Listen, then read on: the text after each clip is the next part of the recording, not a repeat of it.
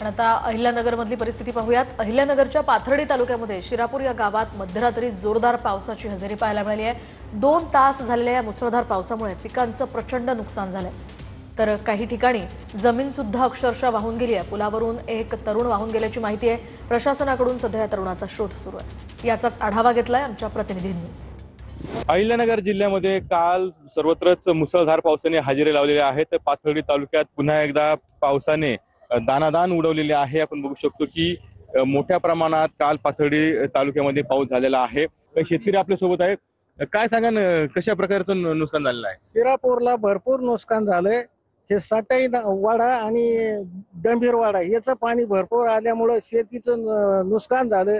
तिकडं दारकुंड्याच्या माळ्यातला तलाव फुटला आणि अतुल रावसाहेब शेलार हा युवक वाहून गेला पाण्यात संध्याकाळी। लय नुकसानी झाले गावामध्ये, रस्ते कुठे राहिले नाही जायला, असं झालं। हा असा पाऊस कधी पडला होता का? कधीच नाही, 50 वर्षापूर्वी झाला होता। लोक घाबरून गेले सध्या। कॅमेरामॅन कसं कुणाल जायकर, टीव्ही मराठी आहे।